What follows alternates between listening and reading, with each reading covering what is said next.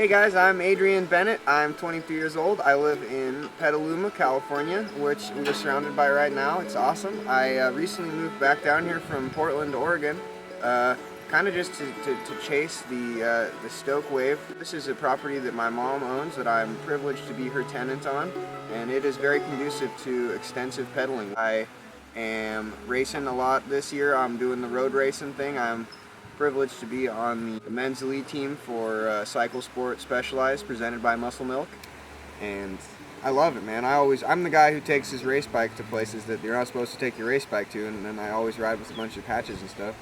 But it would be awesome to get to do dirty cans. So I've been riding since I was 15 or 16 and got into it via skateboarding, reading Thrasher magazine, and then I got into like the weird touring bike stuff, and I had a 1998 Salsa a la carte mailed right here in Petaluma that I rode in high school, and so I've been riding dirt and gravel about as long as I've been riding. My senior year of high school, I had an opportunity. I was in a weird independent study thing, and I did this senior project where I was designing and building a frame, and I also did a super randonneur series. Regional brevet administrator, this guy Rob Hawks for the San Francisco Randonneurs, told me that he was, as far as he knew, the only minor to ever do the Super Rando series, which was kind of cool. I was 17.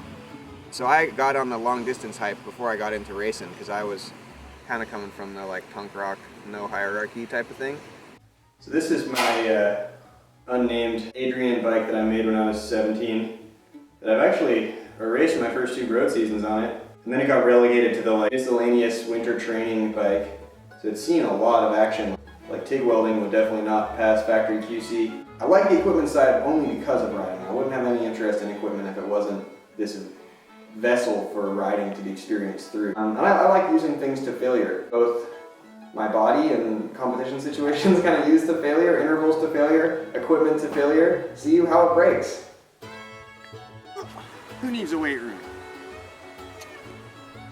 I love testing myself for the kind of intrinsic personal growth and honing of a craft and mastery of a skill set, but also because I think that it resonates out into other aspects of my life and makes me more courageous and disciplined. When you really work on a craft a lot and you focus a lot of energy and passion into it, I think that the reward you get from honing a skill and building a craft is symbolically resonates and reverberates out into your entire life. You're able to prove to yourself that there's this potential that goes untapped, and while something like riding your bicycle in a giant circle with a bunch of other monkeys in funny little suits is like one of the most meaningless enterprises imaginable, I guess every enterprise is somewhat meaningless.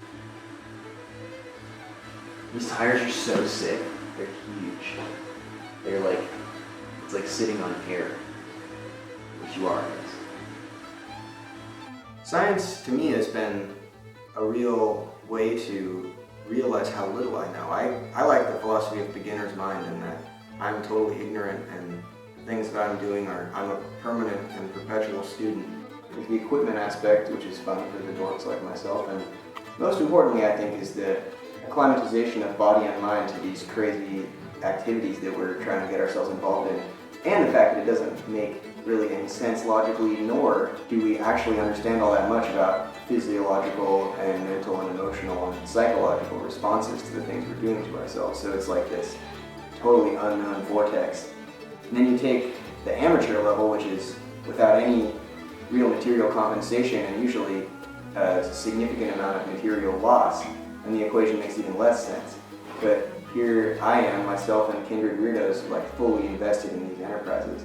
I don't really understand any of this stuff. It's just kind of things I've done.